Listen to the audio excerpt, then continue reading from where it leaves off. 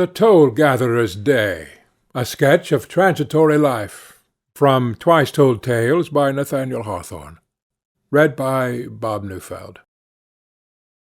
Methinks for a person whose instinct bids him rather to pore over the current of life than to plunge into its tumultuous waves, no undesirable retreat were a toll-house beside some thronged thoroughfare of the land.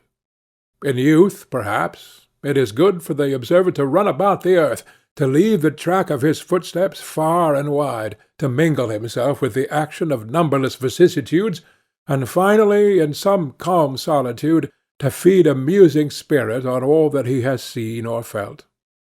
That there are natures too indolent or too sensitive to endure the dust, the sunshine, or the rain, the turmoil of moral and physical elements to which all the wayfarers of the world expose themselves.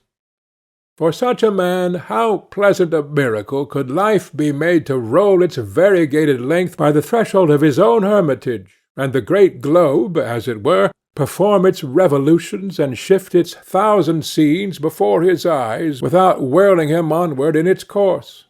If any mortal be favoured with a lot analogous to this, it is the toll-gatherer. So, at least, have I often fancied while lounging on a bench at the door of a small square edifice which stands between shore and shore in the midst of a long bridge. Beneath the timbers ebbs and flows an arm of the sea, while above, like the life-blood through a great artery, the travel of the north and east is continually throbbing. Sitting on the aforesaid bench, I amuse myself with a conception, illustrated by numerous pencil sketches in the air, of the toll-gatherer's day. In the morning, dim, grey, dewy summer's morn, the distant roll of ponderous wheels begins to mingle with my old friend's slumbers, creaking more and more harshly through the midst of his dream, and gradually replacing it with realities. Hardly conscious of the change from sleep to wakefulness, he finds himself partly clad and throwing wide the toll-gates for the passage of a fragrant load of hay. The timbers groan beneath the slow revolving wheels. One sturdy yeoman stalks beside the oxen, and peering from the summit of the hay, by the glimmer of the half-extinguished lantern over the toll-house, is seen the drowsy visage of his comrade, who has enjoyed a nap some 10 miles long.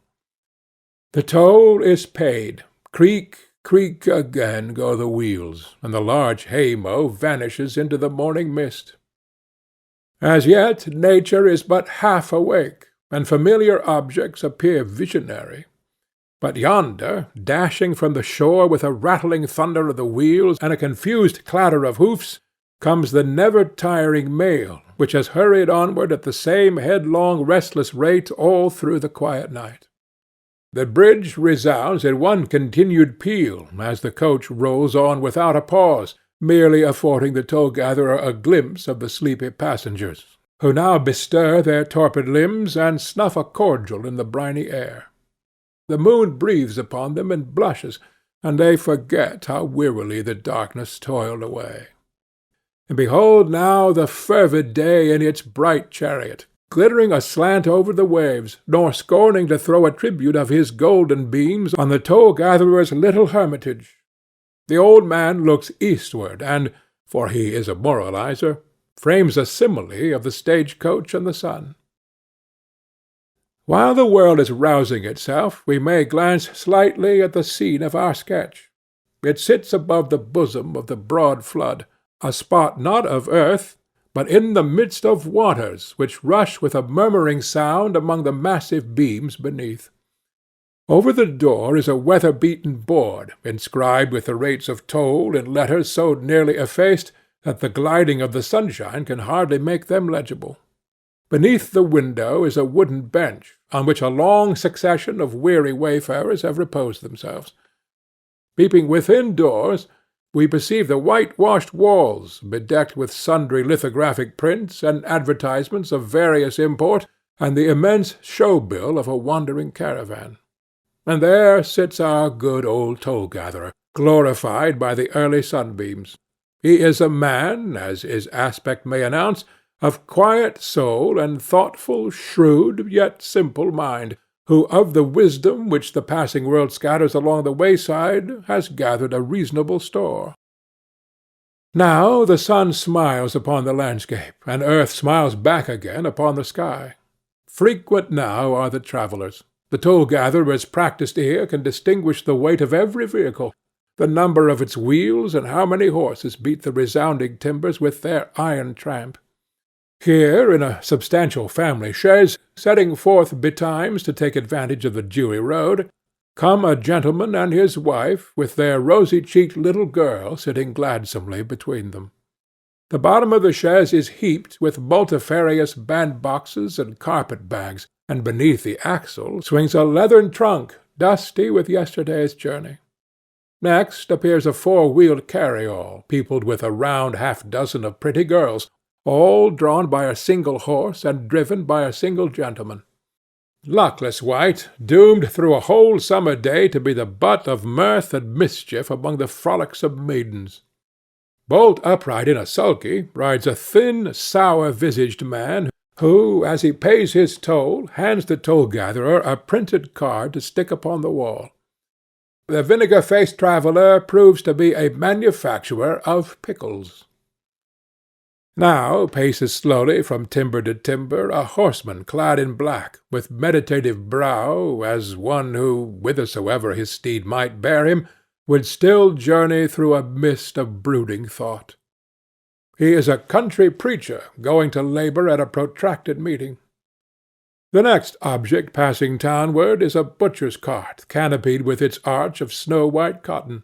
Behind comes a sauceman, driving a wagon full of new potatoes, green ears of corn, beets, carrots, turnips, and summer squashes, and next two wrinkled, withered, witch-looking old gossips, in an antediluvian chaise, drawn by a horse of former generations, and going to peddle out a lot of huckleberries. See there a man trundling a wheelbarrow load of lobsters, and now a milk-cart rattles briskly onward, covered with green canvas, and conveying the contributions of a whole herd of cows, in large tin canisters. Yet all these pay their toll and pass. Here comes a spectacle that causes the old toll-gatherer to smile benignantly, as if the travellers brought sunshine with them, and lavished its gladsome influence all along the road. It is a barouche of the newest style, the varnished panels of which reflect the whole moving panorama of the landscape, and show a picture, likewise, of our friend with his visage broadened, so that his meditative smile is transformed to grotesque merriment. Within sits a youth, fresh as the summer morn, and beside him a young lady in white, with white gloves upon her slender hands, and a white veil flowing down over her face. But methinks her blushing cheek burns through the snowy veil. Another white-robed virgin sits in front. And who are these on whom, and all that appertains to them, the dust of earth seems never to have settled? Two lovers, whom the priest has blessed this blessed morn, and sent them forth, with one of the bridesmaids, on the matrimonial tour. Take my blessing too, ye happy ones. May the sky not frown upon you, nor clouds bedew you with their chill and sullen rain. May the hot sun kindle no fever in your hearts. May your whole life's pilgrimage be as blissful as this first day's journey, and its close be gladdened with even brighter anticipations than those which hallow your bridal night. They pass, and ere the reflection of their joy has faded from his face, another spectacle throws a melancholy shadow over the spirit of the observing man. In a close carriage sits a fragile figure, muffled carefully, and shrinking even from the mild breath of summer. She leans against a manly form, and his arm enfolds her, as if to guard his treasure from some enemy. Let but a few weeks pass, and when he shall strive to embrace that loved one, he will press only desolation to his heart. And now, as morning gathered up her dewy pearls and fled away, the sun rolls blazing through the sky, and cannot find a cloud to cool his face with. The horses toll sluggishly along the bridge, and heave their glistening sides in short quick pantings when the reins are tightened at the toll-house. Glisten, too, the faces of the travellers. Their garments are thickly bestrewn with dust. Their whiskers and hair look hoary. Their throats are choked with the dusty atmosphere which they have left behind them. No air is sitting on the road.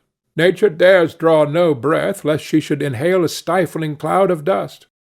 "A hot and dusty day!" cry the poor pilgrims, as they wipe their begrimed foreheads, and woo the doubtful breeze which the river bears along with it. "Awful hot! Dreadful dusty!" answers the sympathetic toll-gatherer. They start again to pass through the fiery furnace, while he re-enters his cool hermitage and besprinkles it with a pail of briny water from the stream beneath. He thinks within himself that the sun is not so fierce here as elsewhere, and that the gentle air doth not forget him in these sultry days. Yes, old friend, and a quiet heart will make a dog day temperate. He hears a weary footstep, and perceives a traveller with pack and staff, who sits down upon the hospitable bench and removes the hat from his wet brow. The toll-gatherer administers a cup of cold water, and discovering his guest to be a man of homely sense, he engages him in profitable talk, uttering the maxims of a philosophy which he has found in his own soul, but knows not how it came there, and as the wayfarer makes ready to resume his journey, he tells him a sovereign remedy for blistered feet. Now comes the noontide hour, of all the hours nearest akin to midnight, for each has its own calmness and repose. Soon, however, the world begins to turn again upon its axis, and it seems the busiest epoch of the day, when an accident impedes the march of sublunary things. The draw being lifted to permit the passage of a schooner laden with wood from the eastern forests, she sticks immovably right athwart the bridge. Meanwhile, on both sides of the chasm, a throng of impatient travellers fret and fume. Here are two sailors in a gig with the top thrown back, both puffing cigars and swearing all sorts of forecastle oaths. There, in a smart chaise, a dashingly dressed gentleman and lady, he from a tailor's shop-board and she from a milliner's back room, the aristocrats of a summer afternoon. And what are the haughtiest of us but the ephemeral aristocrats on a summer's day? Here is a tin pedlar, whose glittering ware bedazzles all beholders like a travelling meteor or opposition sun, and on the other side a seller of spruce beer, which brisk liquor is confined in several dozen of stone bottles. Here come a party of ladies on horseback, in green riding habits, and gentlemen attendant, and there a flock of sheep for the market, pattering over the bridge with a multitude of clatter of their little hoofs. Here a Frenchman with a hand-organ on his shoulder, and there an itinerant Swiss jeweller. On this side, heralded by a blast of clarions and bugles, appears a train of wagons conveying all the wild beasts of a caravan, and on that a company of summer soldiers marching from village to village on a festival campaign, attended by the brass band. Now look at the scene, and it presents an emblem of the mysterious confusion, the apparently insolvable riddle, in which individuals, or the great world itself, seem often to be involved. What miracle shall set all things right again? But see, the schooner has thrust her bulky carcass through the chasm, the draw descends. Horse and foot pass onward, and leave the bridge vacant from end to end. And thus, muses the toll-gatherer, have I found it with all stoppages, even though the universe seemed to be at a stand. The sage old man. Far westward now the reddening sun throws a broad sheet of splendor across the flood, and to the eyes of distant boatmen gleams brightly among the timbers of the bridge. Strollers come from the town to quaff the freshening breeze. One or two let down long lines, and haul up flapping flounders, or cunners, or small cod, or perhaps an eel. Others, and fair girls among them, with the flush of the hot day still on their cheeks, bend over the railing and watch the heaps of seaweed floating upward with the flowing tide. The horses now tramp heavily along the bridge, and wistfully bethink them of their stables. Rest, rest, thou weary world, for to-morrow's round of toil and pleasures will be as wearisome as to-day's has been, yet both shall bear thee onward a day's march of eternity. Now the old toll-gatherer looks seaward, and discerns the lighthouse kindling on a far island, and the stars too kindling in the sky, as if but a little way beyond, and mingling reveries of heaven with remembrances of earth, the whole procession of mortal travellers, all the dusty pilgrimage which he has witnessed, seems like a flitting show of phantoms for his thoughtful soul to muse upon. End of the Toll-gatherer's Day.